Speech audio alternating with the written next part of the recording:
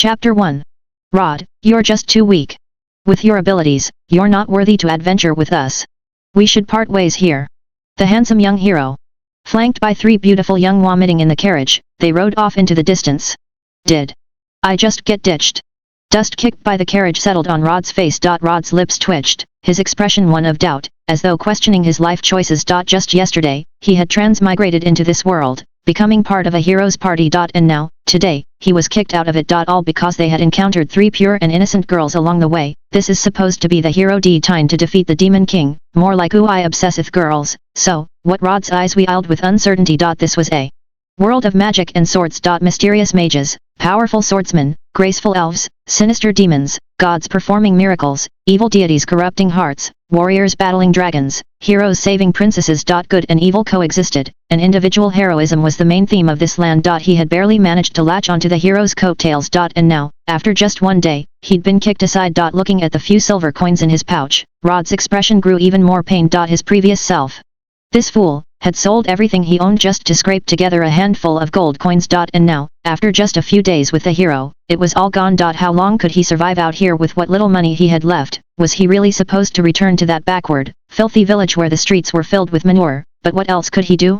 This wasn't the modern world of the 21st century. In this world, if you had no skills, you'd be forced to till the land for some lord. You could actually starve to death here. Rod's eyes lit up, filled with excitement. In the 7 deadly sins, Escanor, who represented the sin of pride, wielded magic that embodied the power of the Sunday. Those who possessed the power of the sun grew stronger as the sun rose, reaching their peak at noon. At the moment the sun reached its zenith, the bearer of this magic would gain the power to rival even gods.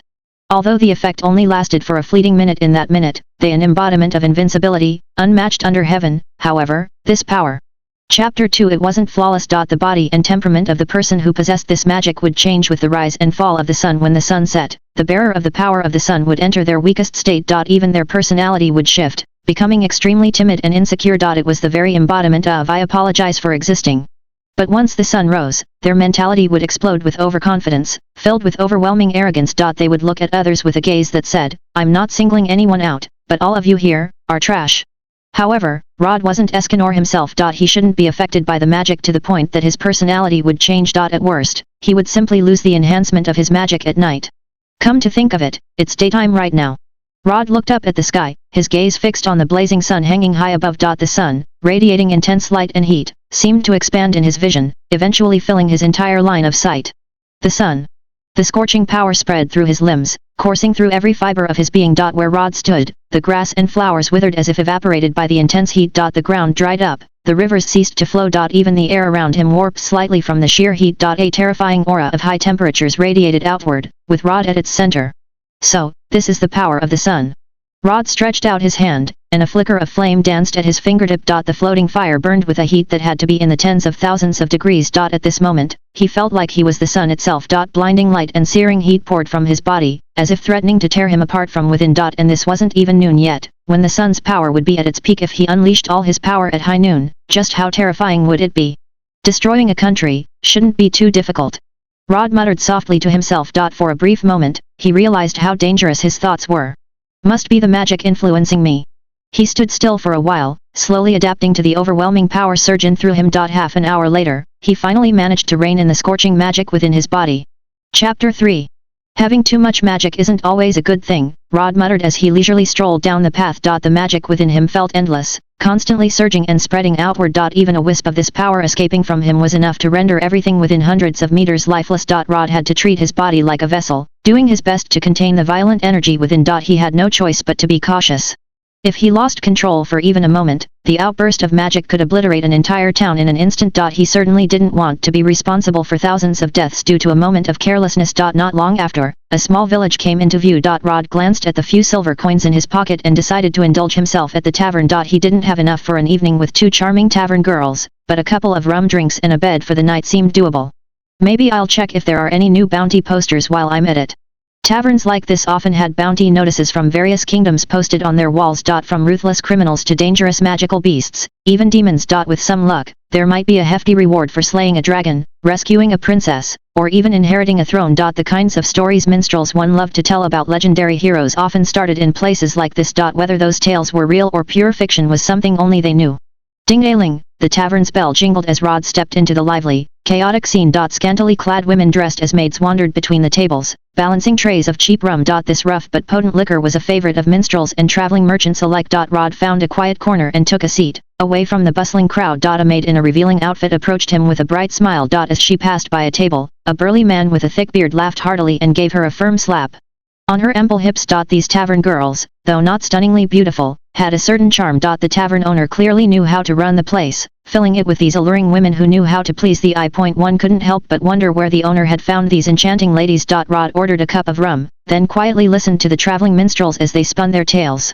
In the northern lands, there is a small kingdom. Their princess has skin as white as snow, lips red as blood, and a perfect figure. Princes from far and wide dream of making her their bride. This snow-white princess also has a stepmother, a queen of unparalleled beauty. No one knows her origins, but half the men in the kingdom are bewitched by her. Every man who lays eyes on her can't help but make her the object of his deepest desires.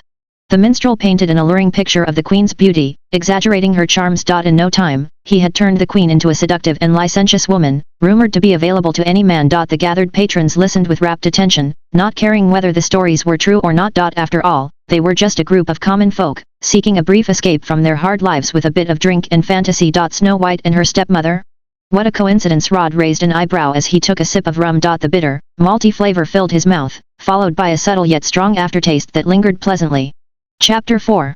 The atmosphere in the tavern grew even more charged. Rod's eyes wandered to the bounty posters plastered on the tavern's walls. One poster offered a fortune of 1,000,000 gold coins for slaying a dragon that had taken over a gold mine in a certain duchy. No doubt, many foolish heroes and adventurers would eagerly rush to their deaths. Dragons, regardless of the world, were synonymous with overwhelming power. Anyone capable of slaying one would need to be at least a legendary level mage or swordsman. But even knowing this, there would still be countless adventurers rushing headlong toward their doom, driven by the glory of defeating a dragon. After all, what greater dream is there for a hero than slaying a dragon, second only to marrying a princess and reaching the pinnacle of life? Sir Hepburn is offering 100 gold coins for the capture of Jack the Ripper. Several nobles have pooled together a bounty of 10,000 gold coins for the notorious thief Zorro. The mayor of Mushroom Town is offering 50 gold coins for the extermination of the wolves terrorizing the area.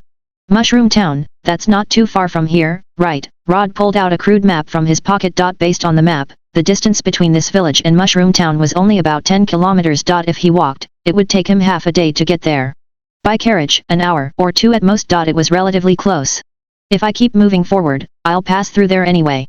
Might as well help out, Rod muttered to himself, stroking his chin. And while he was at it, earn a little pocket money. 50 gold coins wasn't a small sum. For a typical family of 3, even living comfortably, 1 gold coin a month would suffice. With that much gold, Rod could easily buy several acres of land in the countryside and build himself a decent little house. To think his predecessor had been such an idiot, selling off his family property and only scraping together a handful of gold coins. With his current power, Rod hardly cared about a small amount of gold. But if he could earn it easily, why not take it? After grabbing a quick bite to eat, Rod noticed the sky gradually darkening. He decided against traveling through the night. The power of the sun was useless after dark, and in fact, could even have some adverse effects. Running into wild animals or bandits at night would be a reckless gamble with his life. Moreover, perhaps due to the influence of his sun magic, Rod now felt a deep, inexplicable loathing for the night. It was as if something terrifying was lurking in the darkness. If it were daytime, he wouldn't hesitate to challenge even an evil god, just to see who was truly stronger.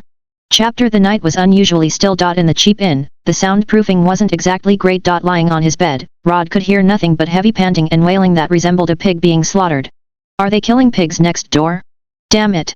Rod rolled over, covering his ears in frustration. If it were daytime, he'd probably have already summoned a blaze of solar fire to burn those fools to ashes. The maddening noises continued intermittently until well into the night. Rod wasn't even sure when he eventually drifted off. As the first rays of sunlight pierced through the darkness, the scorching power within him surged wildly through his limbs. Rod opened his eyes and immediately felt invigorated again. Boom! With a casual punch, the solid wall next to him melted instantly under the intense heat. Bare-chested, his muscles bulging in perfect definition, more impressive than any bodybuilder, Rod strode into the room next door. His golden hair shimmered with a radiant glow, and his 8-pack abs gleamed with a godlike brilliance. His gaze, unintentionally, conveyed an air of contempt and arrogance toward everything around him. A piercing scream filled the room. Inside were a middle-aged man, fat and sweaty, and a seasoned woman, still voluptuous, dressed provocatively in a lacy black slip and stockings. Both of them were trembling, cowering under the covers.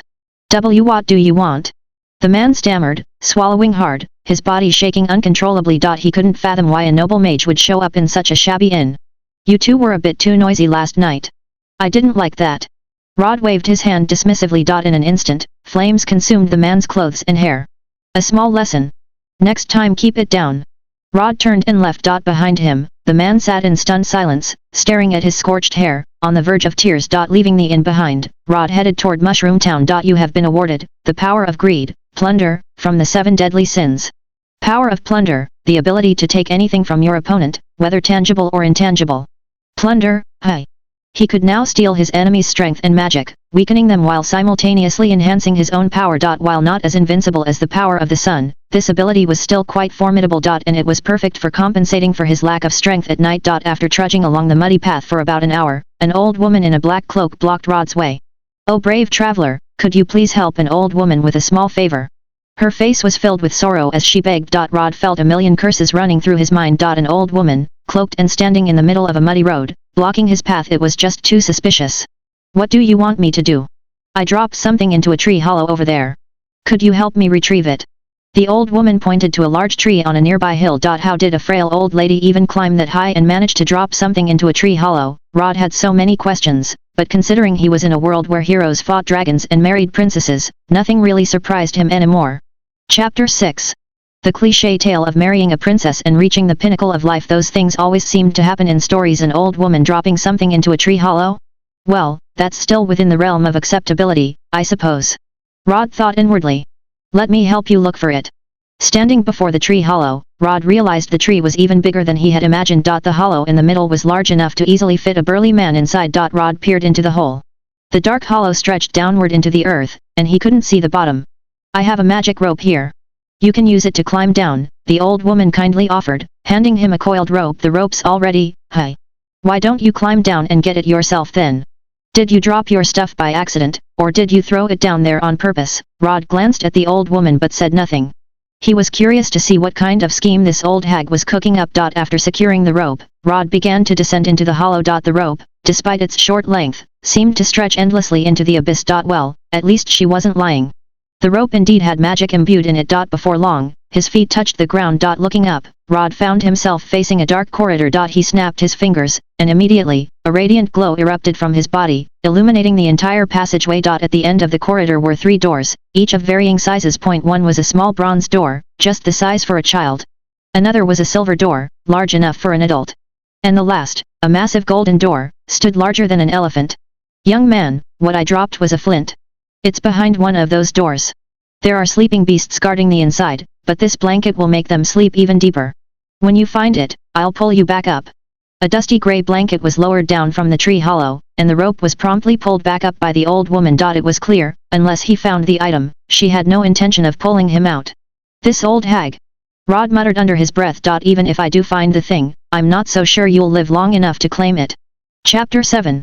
Rod approached the smallest of the 3 doors, the bronze one. For a door that small, the only way for him to enter would be to crawl in like a dog, but since when did a proud lion stoop enough to crawl? Raising his right hand, a fiery red flame ignited at his fingertips, forming a massive fireball. Sunfire.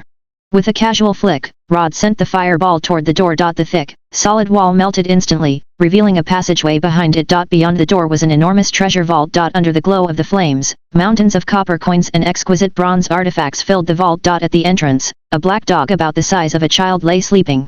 Startled by the light, the dog opened its eyes, glaring menacingly at Rod. With a furious growl, it bared its fangs and lunged toward him. Boom! Rod lazily tossed another ball of sunfire, sending the black dog flying. "What the hell? This thing's got some serious life in it," he muttered, surprised that the dog, though engulfed in flames, hadn't died instantly. His fire was powered by the sun itself. Even steel would melt under its heat. But the black dog was seriously injured and couldn't get up for the moment. "This must be the beast that old woman mentioned," Rod noted, glancing at the blanket in his hand. Without hesitation, he set it on fire. "Useless junk," he scoffed. It was clear the blanket wouldn't be needed. Rod wandered through the treasure vault but found no trace of the flintstone. Leaving the bronze vault, he moved toward the next door. Another ball of fire easily melted through the silver door, and a gaping maw lunged toward him. The guardian of the silver vault was a white hunting dog, about the size of a tiger. Rod snapped his fingers, and the searing flames instantly consumed the white dog. Badly injured, the dog collapsed to the ground. Rod strolled around the silver vault, finding only piles of silver coins and ornate silverware. There was no flintstone here either. Only one door left. The sun was nearing its peak, and Rod could feel the boundless solar power surging through his body. The immense strength made him feel arrogant. He wouldn't say he looked down on everything, but under the gods, he was unstoppable. A burst of flame melted through the golden door. The dazzling golden glow nearly blinded Rod. Piles of gold and gemstone encrusted treasures filled the room. Guarding the vault was a massive golden dog, even larger than an elephant. Its eyes were as big as wagon wheels. The giant dog opened its mouth, spewing scorching flames. You think the light of a firefly can compete with the sun? Rod raised his hand, and a brilliant flame gathered at his fingertip. Boom, the blazing fire surged forward, obliterating the golden dog's flames with ease. With a single punch, Rod sent the giant dog flying into the air, the flames in its mouth exploding inside its own jaws. Even the Buddha's mercy has its limits. Rod muttered, eyes half-lidded as he pressed down on the struggling dog with one hand. The immense force shattered the stone floor beneath them. Though still struggling, the dog was no match for Rod. Lifting the enormous creature with one hand, Rod swung it around like a wrecking ball, flinging it into the mountain of gold. Two black flintstones clattered to the ground. Is this what that old hag was after? Rod picked up the flintstones, his expression curious. What could these be for? Chapter 8. Rod held the two pieces of flint in his hands and wondered, what exactly is their special use? Clack, he struck the two pieces of flint together, producing a faint spark. Whoosh, in the next instant, the black dog, the same size as a child, appeared before Rod out of thin air. Rod's eyes widened in surprise. Isn't this the guardian from behind the bronze door? Even more astonishing, its injuries had completely vanished. The black dog looked up at him with a docile expression. Stroking his chin thoughtfully, Rod mused aloud, so, striking these flints can summon the guardians of the vault and they become your loyal servants. One strike summoned the black dog. What about two strikes? Rod rubbed the flintstones together twice. A white dog, as large as a tiger, materialized right in front of him. Once for the bronze vault's guardian, twice for the silver vault's. The third time should summon the guardian from the gold vault. What if he struck them 4 times in succession? Rod gave the flintstones another rub, and all 3 vault guardians appeared at once. Each carried a pile of treasure on their backs. No wonder that old hag wanted these flints so badly. Though he didn't know who had originally built the vaults, their value easily exceeded billions of gold coins. Even living like an emperor every day, this wealth would last several lifetimes. With these flints, he could continually plunder the treasures from the vaults. Rod grabbed a handful of gold coins and stuffed them into his pocket. With the flints in hand, he walked to the entrance of the tree hole and looked up at the dark opening. I found the flintstones. Great. I'll pull you up. The old woman's excited voice echoed from above, and a rope was promptly thrown down. Rod grabbed the rope and swiftly climbed out of the hole. Mighty warrior, thank you for your help. Quickly, give me the flintstones I lost. The moment Rod emerged from the hole, the old woman rushed over eagerly. I did find the flintstones, but why should I give them to you? Rod pulled the 2 flintstones from his pocket, smiling pleasantly at the old woman. The joy on her face quickly turned into a dark scowl. Brave warrior, don't joke with an old woman. Do I look like I'm joking? Realizing Rod had no intention of handing over the flints, the old woman dropped all pretense. You greedy fool.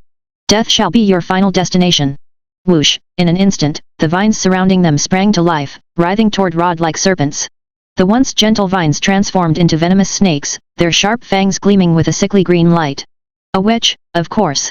The bizarre turn of events didn't faze Rod in the slightest. With a single gesture, he raised his hand. A searing light, as brilliant as the sun, erupted forth, engulfing everything in its path. The witch was consumed in the radiant flames, reduced to ash in mere moments.